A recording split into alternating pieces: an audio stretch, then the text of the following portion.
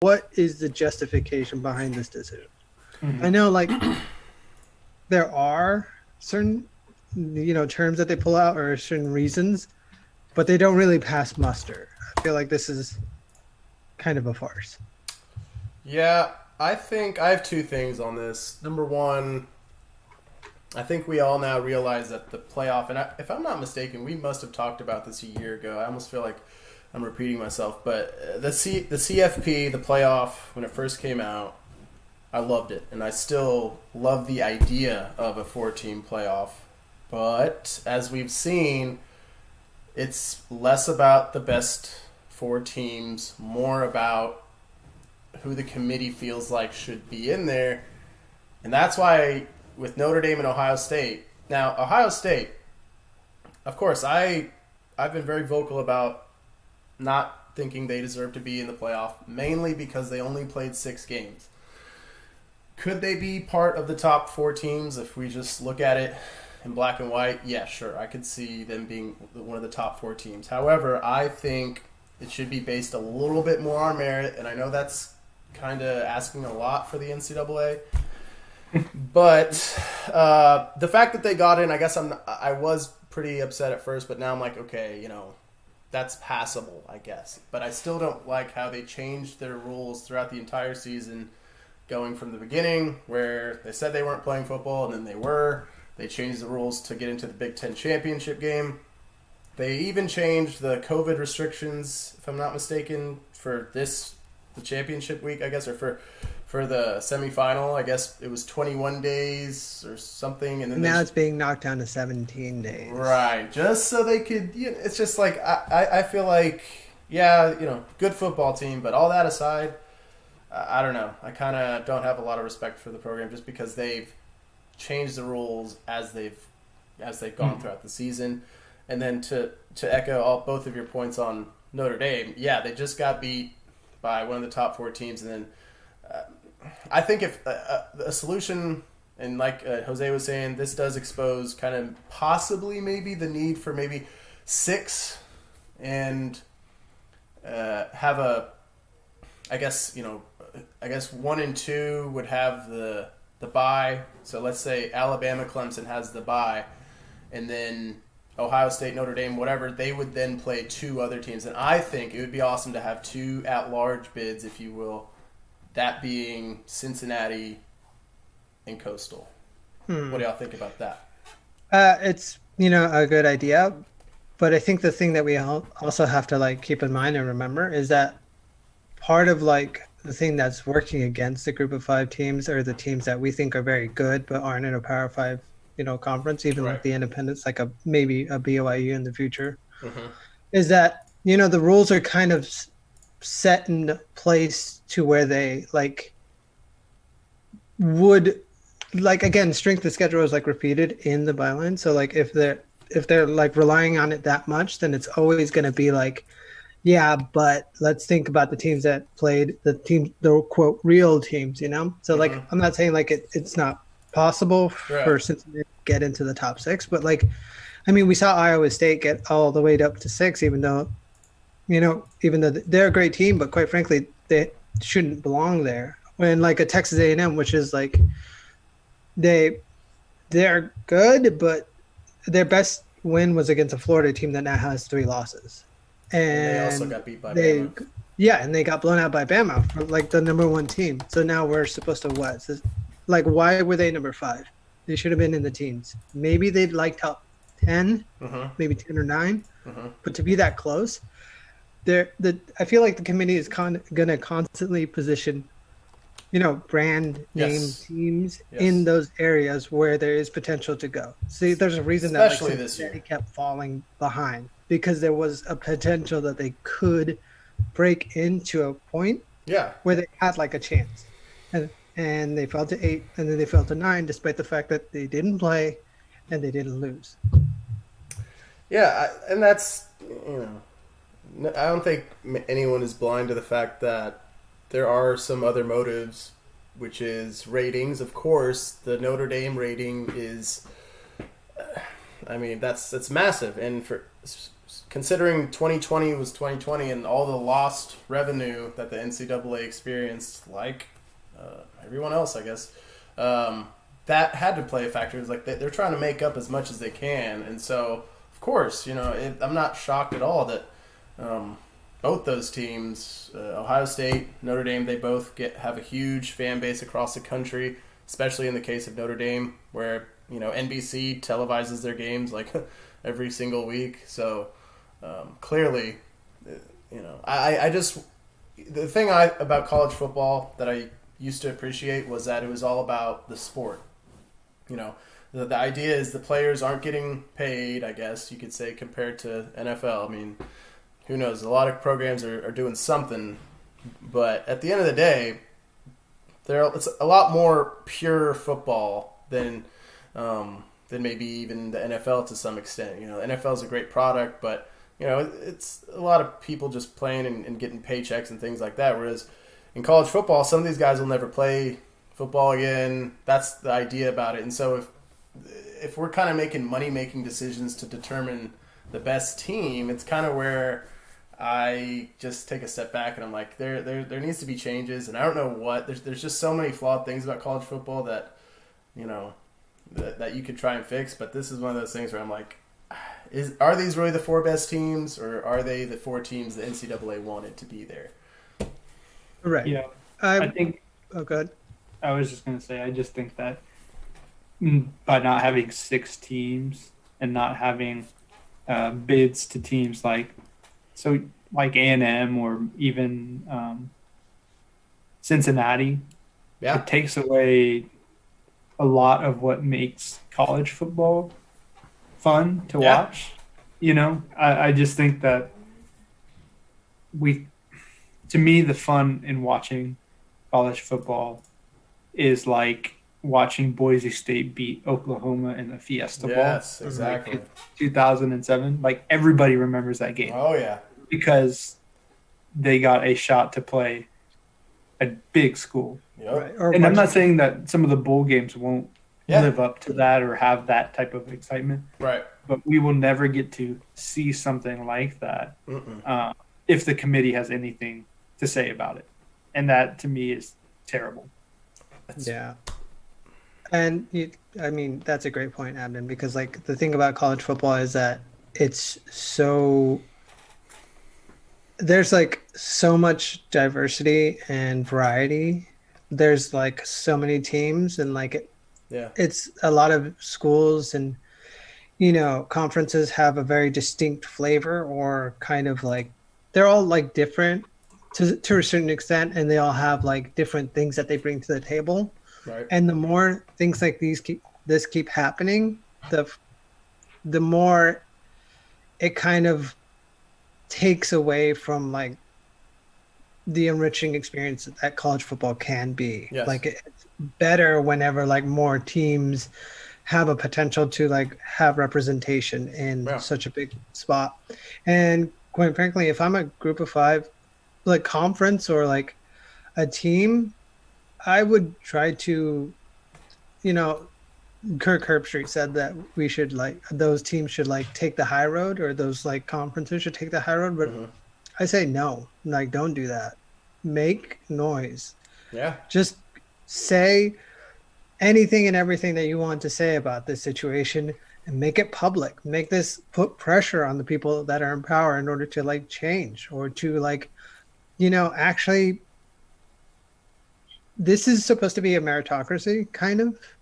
You would think. And you're supposed to, like, the teams that win are supposed to be able to have a shot. And if they're never going to get a shot, then it's like, well, then what's the point of them having an investment in the system? Just keep making noise. Just keep, like, rattling cages, and just, like, exert whatever political pressure you can in the system. 100%. And ways of doing that, I think, would be, about the people who are making the schedules, being able to schedule some of those, whether it be a group of 5 versus a power 5, that needs to happen more often. So I feel like that would be a start, right? Where we're always talking about strength of schedule, and that is usually one of the knocks for some of the I guess, undefeated teams in the group of 5. It could be is like, okay, their strength of schedule. Who did they really beat?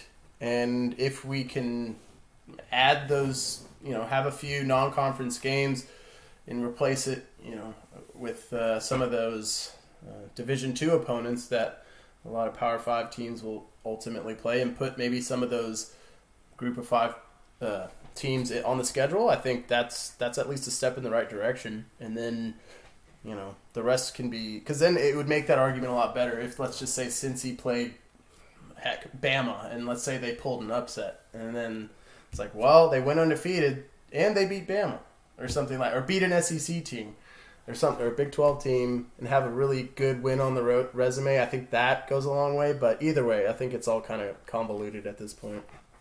Yeah, I mean, to kind of counter that point, well, let's look at Coastal Carolina, who beat BYU, who is a top 20 team, and they're not even – there's no way they're getting into the college football playoff, or we're going to get into the college football playoff. So and it hurt BYU a ton, but it didn't really help Coastal Carolina anyway. And it's like, well, what was the point of that, And Coastal didn't have to play that game. I remember they could have taken that week off. So could have BYU to that same point, but still, there's no benefit. Like, even if they do the things that we're mentioning, the door is still locked to them. Exactly. The goalposts will constantly move for them, but constantly move farther and farther away from them and closer to the Power 5. So, exactly. Yeah, and think about it. Think about the most exciting, best game that you watched this year for college football. My opinion was Coastal Carolina. That was a fantastic game. And why was it good? Because they were fighting. Because both teams were very good. There was parity. That was essentially. They treated that like a playoff game. I mean, it ultimately really, I guess it wasn't, but still, it kind of felt like a playoff game. And that's the shame of it. Yeah. Yep. And also, this year was a little bit different because there wasn't the opportunity for the group of 5 schools to actually play Power 5, because a lot of the conferences went conference only games, so that hurt them. But even that, like Louisiana played one of the highest ranked Big 12 teams, Iowa State, and they beat the doors off of them, and they were hardly ever ranked at all this year. I mean, granted they lost, but they weren't even in the top 25 for a good period. And that's but they just beat the team that you are saying is number 6 in the country. Who was that? Yeah. Louisiana. Oh, yeah. Yeah, it's a little strange. The criteria is just very selective. So we'll open this up real quick. In the current format, what would you be comfortable with as a top 4? Since this is the current format, who would you be comfortable with as the top 4 right now? I would be okay with Notre Dame being out, and anybody between Coastal, A&M, and Cincinnati. Preferably probably Cincinnati, then maybe Coastal, and then A&M. Or, I would be okay with even A&M being in, but I would more so think that Cincinnati should have the shot because they're undefeated. I agree on A&M, even though part of me, A&M over Notre Dame for sure. Even though I would probably even move A&M up to 3rd, so they don't have to play Alabama in the. Well, to that point too, it's because they did get beat by them. Yeah, but they played Florida and they beat Florida. Florida took Alabama to the 4th quarter. So things can change when it comes to that. Right. But especially later in the season, things are a little bit different. But yeah, that's the only reason why I think A&M should at least have had some type of a shot, was because they beat Florida, and Florida took A&M too. All right. My top 4 would be Alabama, Clemson, Cincinnati, and Coastal Carolina. That'd be pretty cool. I'm not gonna lie. I'd be do it. The Blue Bloods versus the up and coming, or the smaller, whatever you want to call them. The only reason why I'm okay with Ohio State is because technically they are undefeated. And they have. Which they're good team. I think Good I team. think, yeah, they have a lot of talent, but I also feel like to a certain extent they're at a bit of a disadvantage. And I don't want to say like a disadvantage like for them, but it's just like this team, like think about like a regular season and like a team that's 6 games in, they're like still. I'm going to say they're still trying to figure things out, but not everything is like the cake isn't baked fully. Like most things are set and like they kind of have an identity, but like six Yeah. games in, like when you're like 8 or 10, that's when like things are really rolling and like all cylinders are a go. This team is kind of like they're very good, but like they were close with Northwestern for a little bit, and Yep. First I time. feel like normally they would just blow the doors off Northwestern more. Like it wouldn't have been like I'm not saying it was close, but I feel like it would have been like maybe a 44 or 49, to 10, Yeah. something like that. And now they're going to go play Clemson. And so like that's going to be like a pretty interesting matchup.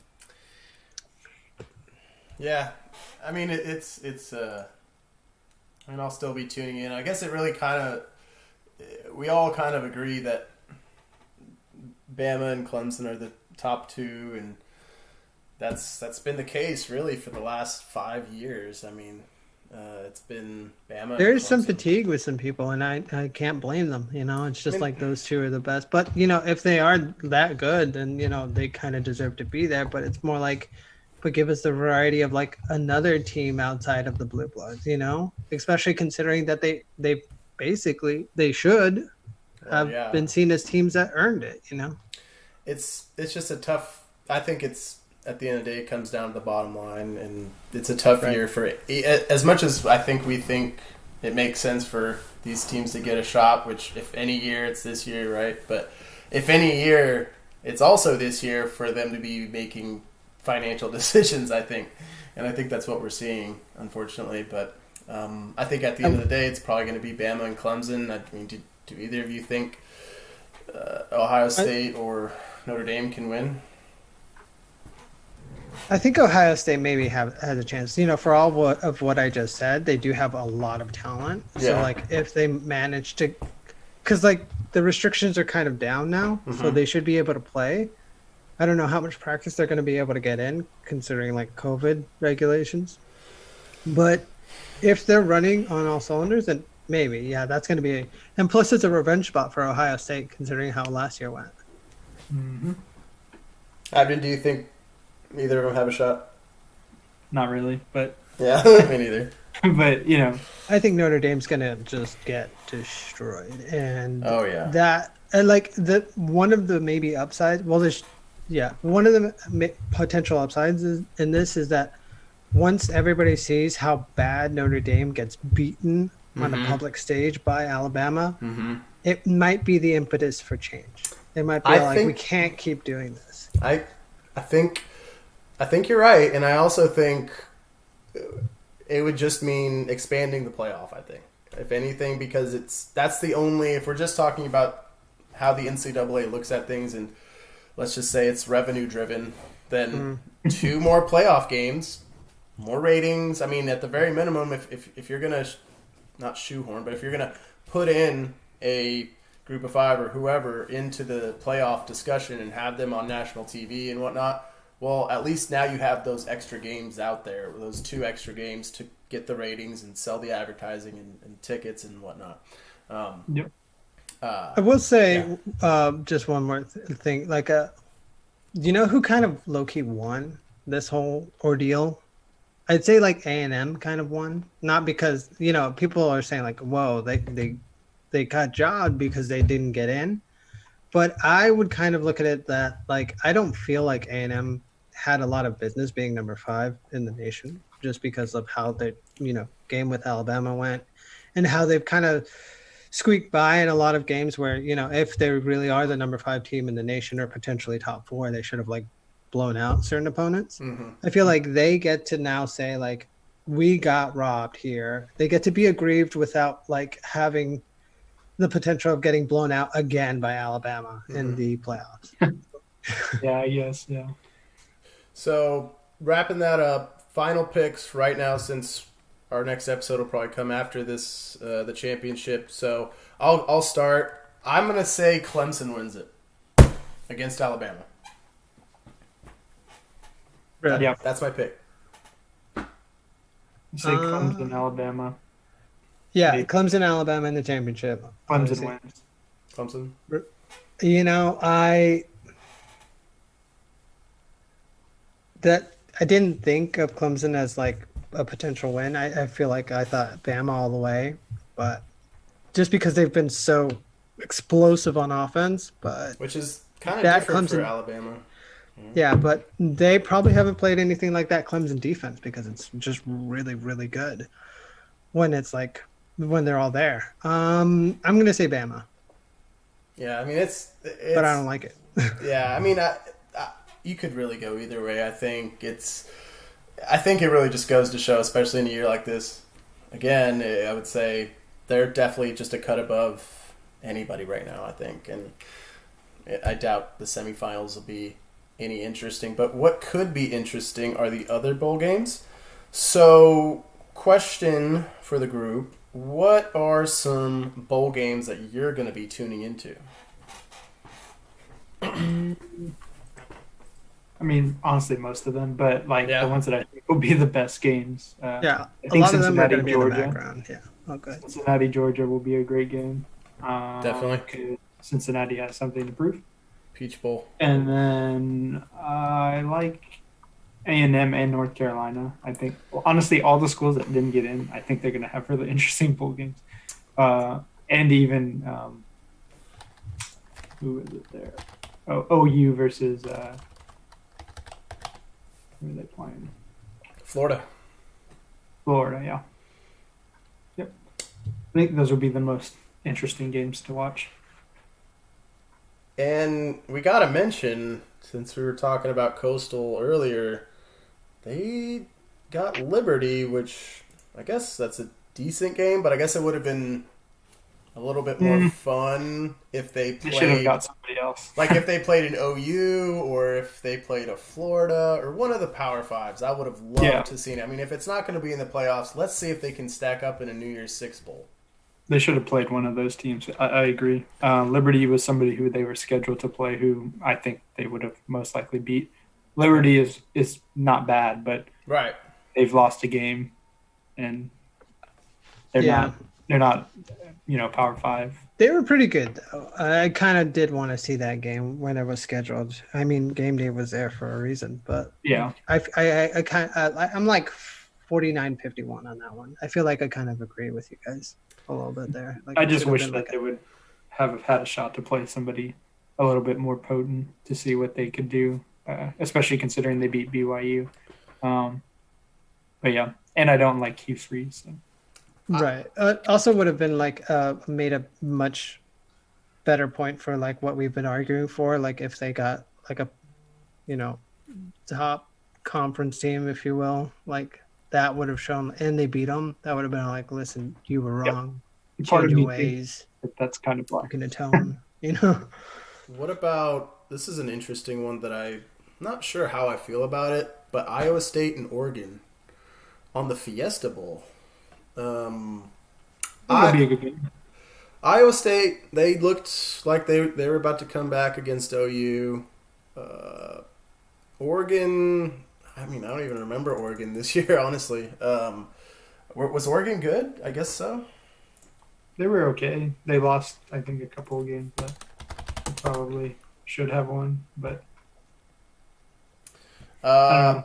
Oregon's like been up and down, but for the most part, they're like a good team, not like a great team.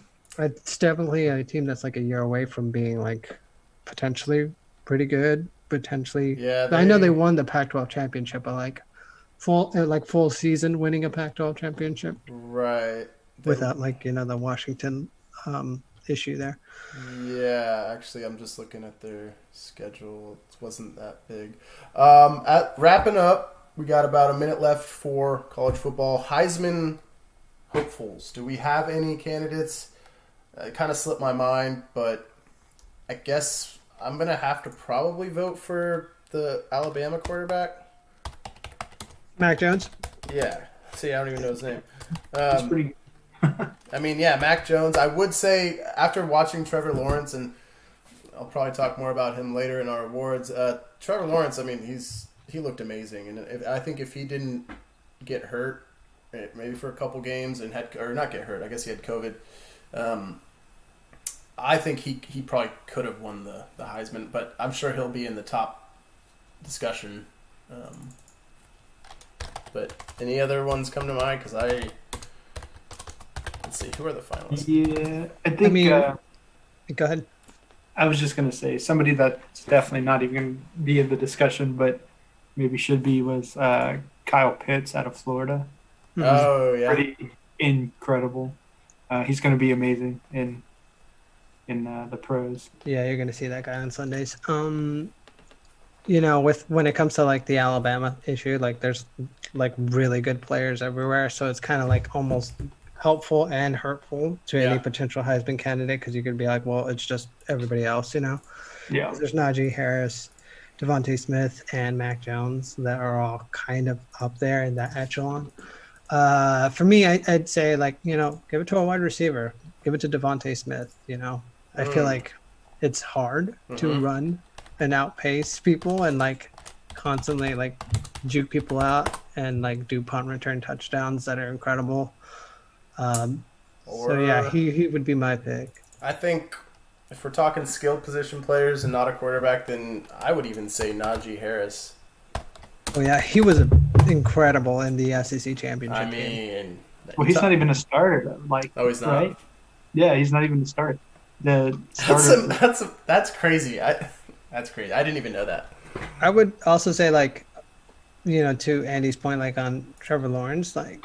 Yeah. I feel like he also made like a pretty good case just by virtue of the fact that when he wasn't there, they lost. But when he was there, they blew out the team. Destroyed. And if anyone has seen that throw that he just put on a rope. Oh, it was a lot of beautiful throws. That guy is going to be...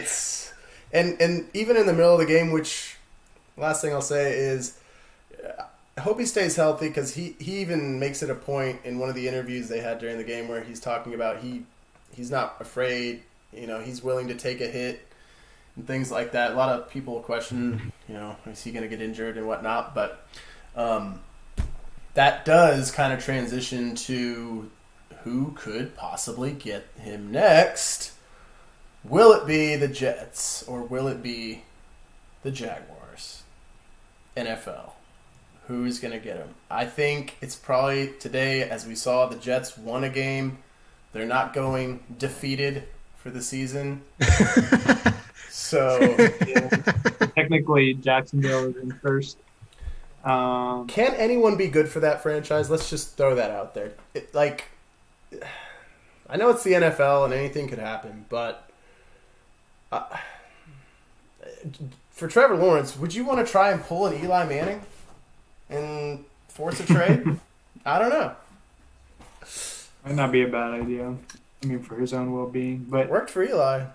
Yeah, but I don't think that's going to happen. Right? Yeah. I don't know. I think the Jets may get him. I don't even know what it would be. I mean, I think for him personally, I would imagine Jacksonville's closer to home. Yeah. And you don't have the spotlight of New York, and potentially the toxic franchise as well with New York. I guess it's maybe the worst of two evils. I don't know. So this year's been really interesting. And there's been one very horrible division in the NFC East that will somehow put a team in the playoffs. And it's pretty incredible that the Cowboys, after a win today, may actually have a chance to make a run. They still do. Everybody else will lose out, but the fact that that's even a possibility is crazy. That's insane. Today's game was fun to watch, I'll say that much. I think Dalton has been manageable or serviceable as a backup since his concussion and COVID. I think he's recovered. But, they're still probably going to have the worst defense ever. And it's hard for me to. I think that if we're talking about structural changes with playoffs, I think the NFL may think about that too after this year, where maybe we don't put a team with a losing record in the playoffs, where you'll probably have a division like the NFC West, where they'll have potentially 3 teams that deserve to go to the playoffs. There's going to be someone left out, essentially. And I think they may have to change that next year for the divisions, but I don't know. Yeah, I don't know. I think that they should keep that division winner gets to go and You think? whoever makes the wild card. Yeah, I mean, like we just said with the college football, like sometimes it's fun to have a really bad team in there. No, I'm just kidding. You literally never know. No. The Giants, when they won the Super Bowl. Right, or Yeah. like the Seahawks when they beat the Saints. Yeah, they had a Is losing record. Is that when Tony Romo fumbled the Oh. I think that was a year after, but yeah, it was. I mean, if I'm just looking at the playoff picture. Honestly, I don't really see anyone else that could. I think if it's anyone, it might be the Cardinals, but they won. So yeah, NFL's been crazy this year, and has anyone stood out to you in terms of like who should be the MVP, or are there any teams that stick out in terms of making a run this year? Tom Brady. No, I'm just kidding. As far as I mean, Chiefs, I think, are going to probably be there at the end. They just seem to be very good. Cleveland is surprising, considering how much I hate them. Yeah, Baker. They're surprising that they could really, make it to the end. Pretty wild. Titans are going to be tough. I know that they got beat by the Steelers, but the Steelers, I don't know. That team is very strange. I can't tell if they're the real deal or not. But if Derrick Henry keeps running the way he's running, they've got a shot. But those are both 2 AFC teams. But as far as the NFC goes, I don't know. That's kind of it's kind of tough. I think with the Packers, they're probably going to be. I guess I'll say they're the favorite for me in the NFC. But going back to the AFC real quick, obviously I think Chiefs are going to be the favorite there. But I'm going to be rooting for the Bills. I'm going to go ahead and say it. I'm rooting for the Bills to do something. This was the first time. We'll release another rap record if they. Please. First time in 12 years, if I'm not mistaken, that someone else besides the Patriots won the AFC East. I know that fan base is happy. I mean, they're 11-3. They're going to be someone to be reckoned with. I really think the AFC playoffs are going to be juicy. I think the top teams are in the AFC. Because if you factor in the Ravens and the Browns, like the Ravens now look like they're turning it back on. Like having watched them against the Cowboys and then the next week against the Browns last week, that was a fantastic game. Like seriously, I think they're going to be in it. If you factor in the Chiefs and then you have the Bills as well, along with the Steelers, it's going to be a fun AFC playoffs, I think. I just worry about I don't know. Part of me doesn't think Cleveland is as good as they appear to be because of that game with the Ravens. I mean, I don't know. It just Lamar Jackson had to do it entirely with his feet, and that was. I just don't think that can happen. We got to talk about that real quick. That was probably. I mean, first of all, that game was epic. It was a fantastic game. And the dramatic moments of Lamar Jackson. We can all speculate if he had to go to the bathroom or if he was getting. I don't know. I could think he could get a cramp. Yeah. Maybe it's someone threw this out on the ticket. He said it could have been both. I mean, that's true. Maybe he had knocked it out while he was getting an IV shot. Because, I mean, he was gone for the series. I mean, he was gone for a pretty long time, considering, like, and then, I don't know about y'all, but it didn't take me that long. And then the backup, his name's escaping me already, but McSorley.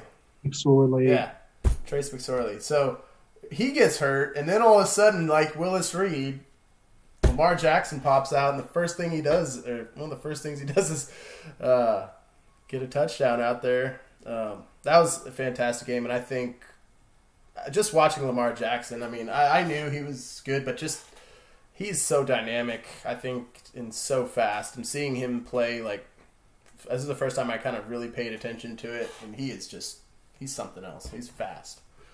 It's crazy. But yeah, I guess those are kind of the favorites, I think, for the NFL. We'll see how the playoffs break out. What I was also, what's also coming up though, NBA is starting this week. That's crazy to think about, number one. And we live in a market, or at least Abden and I live in a market where we have the hottest player in the NBA, Luka. Hey, man, don't forget about the Nets. Oh, yeah, that's true. That's a good point. So we both have kind of huge kind of media talking points for the upcoming season. The Mavs, the Nets are going to have KD and Kyrie, new coach, and Steve Nash. I think it's going to work. Which, just going to put that out there. We'll start there then. I mean, with the Nets, it's a really interesting dynamic with Kyrie and KD. Both of those guys have unique personalities. They're both vocal in some ways. Kyrie has his, they're almost like, if y'all saw it the other day at the Boston game where he was, I guess, burning sage to eliminate negative energy. God. I hate both of them, but yeah.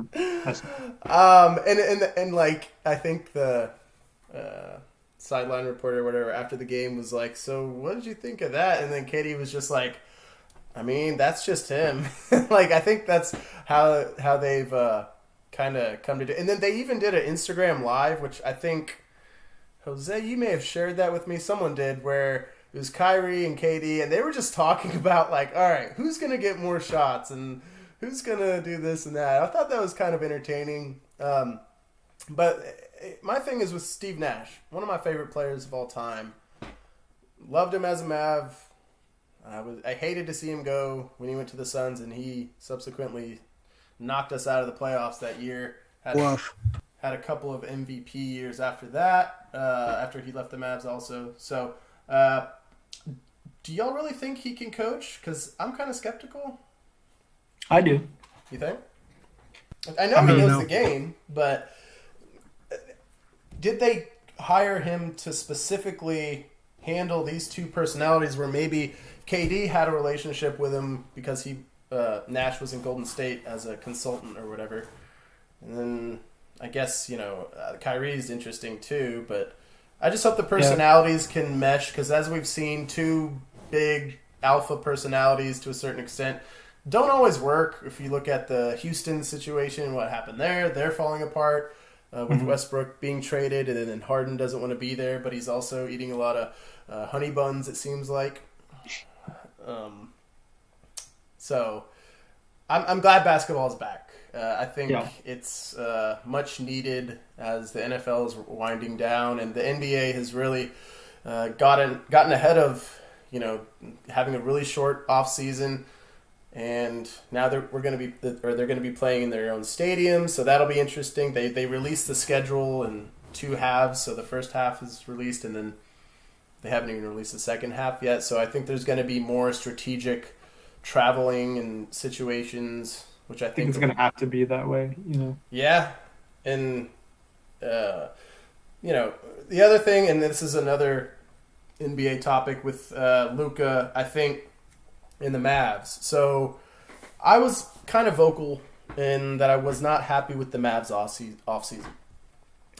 I am a admitted diehard Mavs fan, full disclosure. So I technically will have just higher expectations than maybe I need to for this team. But I guess my thing is when you have a player who's, top 5 player, you could argue, in the league right now, you got to go for it. But I also think, too, what the Mavs did, which is add Josh Richardson, James Johnson. You added some real tough defensive players. You drafted the guy from Arizona who was an amazing defensive player. You had another guy from Colorado who was really good at defense. They're focusing on the right thing, so I'm going to go ahead and say that they're going to take a step up this year. I did say they could win a championship, and I'm going to go ahead and say it. I think they can. I'm not saying they will. They could win a championship in the near future. Wow. Maybe not this year. How about that? What a moderate sports take. Dang. I know. Like, they're going to win a championship this year. They're going to win 75 games. It's the most winningest team that has ever been. Michael Jordan's going to be like, damn, I wish I was on that team instead of the Bulls. I'm not too far from that, Jose. I'm really not too far from that, honestly. I think they win a championship within the next 5 years. I think so. I don't know if it's this year. I don't think that it would be. I do think Luka wins MVP. He's the favorite. As long as he doesn't get injured. Fingers crossed. He's the favorite. Yeah. And I do think that they get better. Maybe even conference finals. I can't, I don't think they have it. But I think they need one more piece. I agree. It's going to be in a subsequent year. I think they need to get Seth Curry back somehow.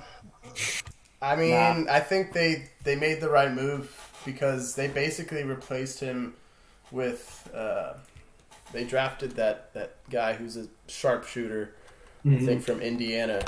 Terrell. Yeah. Terry or whatever. Hi, Terry. Yeah, he's going to be good. And he looks good in the preseason. He's hitting threes. So I think all in all, it wasn't a flashy offseason, as we always will try to have expectations for Mavs offseason and see what happens. But I think that the best part for the Mavs is it's just so crazy that we went from Dirk for 21 straight years, and towards the end he wasn't great by any means, but still had him on the team, and then it just gets passed to Lucas so seamlessly. It's like, I really never, once we won that championship in 2011, I was happy. I was like, whatever happens for the next decade, whatever, we got a championship. And then it came to the realization, okay, Dirk's going to be gone. Now what? And that, until we got Luka, I thought the Mavs were going to be just kind of mediocre. I don't know. I didn't expect this. It's just crazy. I just hope he pans out. I hope it's not all hype. It doesn't seem like it is. Yeah, he's really good. Everyone around the league. It doesn't seem like a fluke. So yeah, better than Jordan. I'll say it right now. I don't care. So I guess we'll go ahead and say it. Do y'all think the Lakers are gonna probably repeat? Are there any other teams you think that can challenge them this year?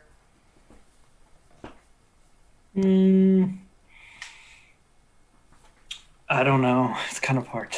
Yeah. I feel like they'll probably make the Western Conference Finals, but I don't know if they'll actually make it to the finals. I think the more interesting question is actually, who do you guys think is going to make it out of the East? I really think Milwaukee will be there, but I think if everything with the Nets goes the right direction and it takes off, because KD looks like he hasn't missed a beat in some of the preseason games, which that's another thing. Having an Achilles injury used to be, it still kind of is. If you have an Achilles injury and you play in the NBA, that's usually you're not coming back the same player. KD, it's early, but KD looks just like KD, and if he's KD and Kyrie is who he is, and then they were already a really good team, I think Brooklyn definitely will be in the discussion. So I think it'd be them or Milwaukee coming out. I don't think about the Heat. I was about to say the Heat will be there too. I don't know. I don't want to call it a fluke year where they got to the finals because they're a very well-coached team and they have really good players. The Celtics will be in the discussion, I think, also. Heck, even the Sixers. You never know. But I think it's going to be Nets and Bucks in the final, Eastern final. Yeah. And then Yeah. for the No West, faith in the Celtics. Dang. you never know. I think Jason Tatum's going to take a step up for sure, and the rest of that team. They traded Hayward. So, and for the West, I would say, yeah, sure, the Lakers can be the favorite because they reloaded and they actually have better role players now. Sadly enough. Well, and you also don't know if Harden gets traded. I think that right would drastically. And it sounds like he may be going to the East from the way things are shaping out to be. I mean, but, you know. And He's that going to the Mavs, calling it right now. that's I funny. really They don't want that to happen. yeah, I don't think as good as he is, we don't need that. Well, cool. So this is the last podcast of the year. We're gonna do something kind of on the fly here with our end of year awards. This is something I did last year just for fun. And maybe it kind of gives us a little more credibility. Who knows? Maybe if we, at somebody, if they win one of our awards, then maybe they'll like our post and we get some recognition here. They'll share us on their story, on all media platforms. They'll call us out. They'll reach out to our agents. Exactly. We'll get bigger deals. We're going to get sponsorship from MeUndies. All gravy from here. So we'll start, I guess, with kind of how we do the podcast. We'll start with college football player of the year. Last year, it's pretty obvious it was Joe Burrow. That's who won it. Anyone that comes to mind, my vote personally is going to be Trevor Lawrence because I think he's going to ultimately win the championship, and I just think he was the best player this year. Even though he had COVID, I think he's my pick. Do y'all have any other ones you'd want to put on that? It's kind of hard pedestal? in the COVID year, but I would probably go with Mac Jones, maybe. Okay. I'll write that down. From Alabama. I will go with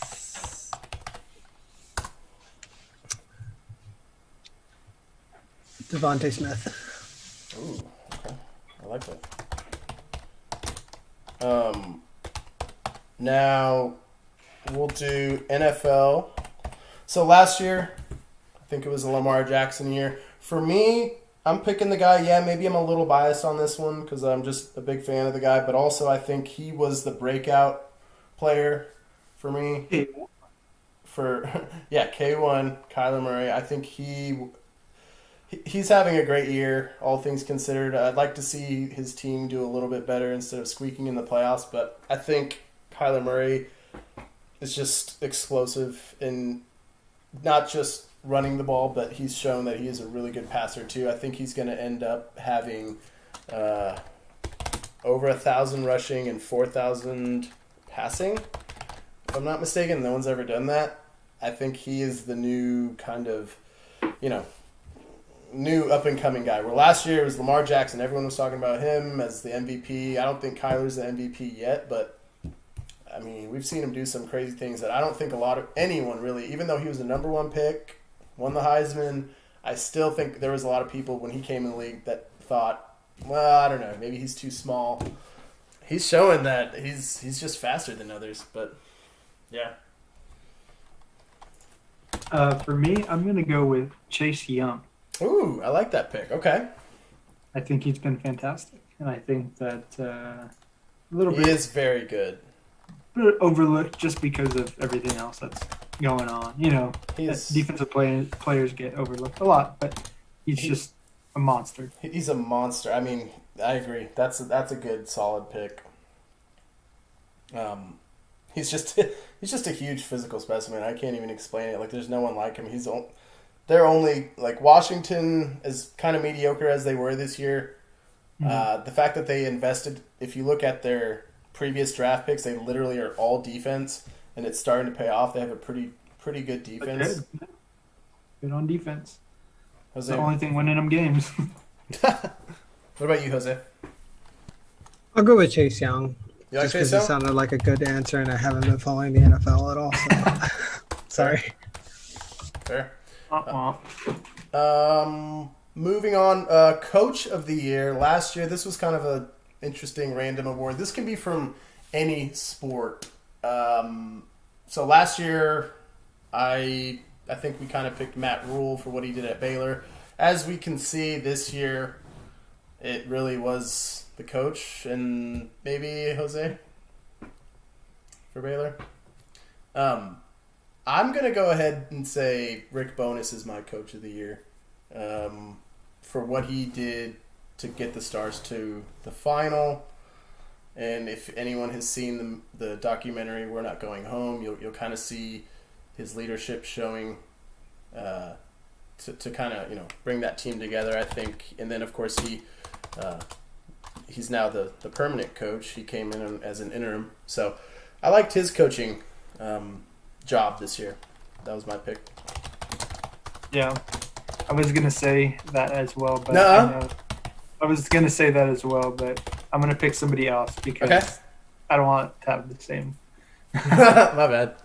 No, it's all good. Should have discussed I figured you were going to choose him. I mean, Yeah. I think most people would. I mean, how could you not? Mhm. He did a fantastic job. Part of me wants to go with Jamie Chadwell from Coastal Carolina. Okay. God damn it! That was gonna be my pick. Or you can pick the Cincinnati.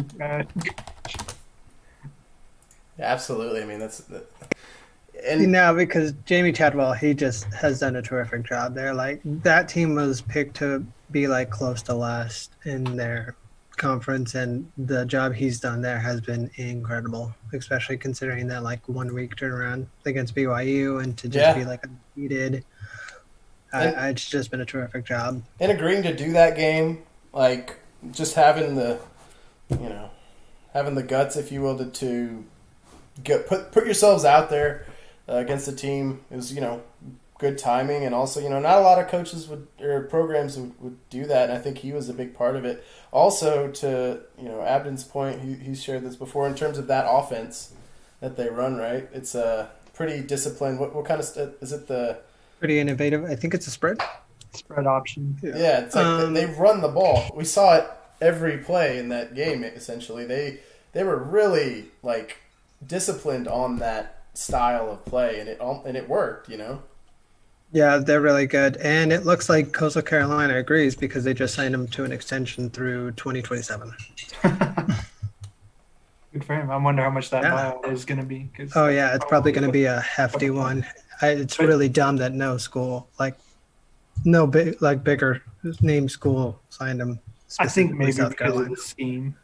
I would think that was. I guess, but it's still like, I think come you on, can. man, I mean, yeah. If you have somebody like Kyler Murray or something like that, it's going to work for you. which you could Probably get better. So. Yeah. And then Jose, who's your coach? Or were you going to say? Oh yeah, I could choose somebody else, but Jamie Chadwell. I'm going to go ahead and also say that too. I like that. Luke Fickle looked good this year too, but that's. Yeah, he's looked good, but he was also good last year. But the turnaround Jamie did is just undeniable for me. He had more to work with. Let's just say that For sure. Quickly, I guess on NBA Player of the Year, I think it should be unanimous. I think Luka should be it. I mean, he was. Frank Kaminsky, I feel like he's been done a disservice by the Sacramento Kings when he got waived. Filthy Frank. Yeah. No, it's got to be Luka. I think Luka. That's pretty unanimous. He was our Player of the Year last year, so this will be a back-to-back win for him. Be sure to add him. Starting to think this is rigged. I mean, There might be a bias. A little bit, but I mean, we can justify it in some way. I think, at least with Luka. Listen, strength of schedule, guys. All right, so last one. This is the most interesting one, I think, is Aesthetic of the Year. What is one uniform that sticks out above them all this year. I need to think for a second, but I'm almost leaning. Last year we did the Stars Winter Classic jersey, and so I don't want to have to go with the Stars again, even though I liked their midnight unis that they came out with. I'm gonna go with the Florida Gators throwback uniforms. Ooh, okay. From this year. Okay, I'm gonna have to look that up here in a sec. I don't know if throwbacks can count, but I like them.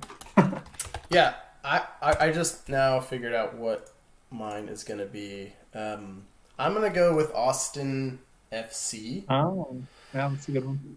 It's also not just their uniform, which if anyone's seen it, it's just basically vertical black and green stripes, or as Austin FC calls it, verde. And it's just not only with their uniforms, but it's their entire branding and marketing and everything that has to do with Austin FC. I feel like they have just knocked out of the park, and it's I think they deserve to be recognized in terms of just what they've done to establish a brand for a soccer team in Texas 10 times better than both what Dallas has done and what Houston has done combined. They have done in a matter of a couple years or so, and they deserve to be patted on the back. I mean, it's just Austin FC is just it's like a pinnacle in sports marketing. I'll put it that much. It is. They have just nailed everything, and as a guy like me, I mean, I appreciate that type of stuff. Kind of working in that industry a little bit. They're just amazing. So I got to give it to Austin on that. Yeah. I would say, taking it back to college football, the Iowa State all-black uniforms that they used during the championship game. I know they used it a couple times this year, but I feel like it's a really sleek, nice look. It just looks really nice. Which one was that? The way that the scheme, it was just black, all black, and then like the Iowa State was like in a different shade. It was, like, grayish. The ones that they were wearing against OU yesterday. Mm-hmm. I really like that one too. Actually, that's a good pick. I really like that whole blackout look. That actually is a really good one. Good choice. Yeah. So we'll post these, I'll post this on our Instagram. We'll put all of them in there. The ones that we picked, and those will be our awards for 2020. Be on the lookout before New Year's Eve. You will see that in our Instagram. 2020 is over, y'all. So we want to thank everybody who's listening right now. And if you listen to us during quarantine this year, we want to say thank you. And this year was it was a little tough for everybody, but I guess we can just look forward to 2021 and hoping that bigger things are in store for us, and just everybody can hopefully get back to normal. And yeah, thanks for listening. Yeah, stay safe, everybody. Wash your hands, wear a mask Keep in wearing your public, mask. practice social distancing, and send us money. SportsWave 2020. It's One. over. That was good. The recording has stopped. That was good. How Yeah. long?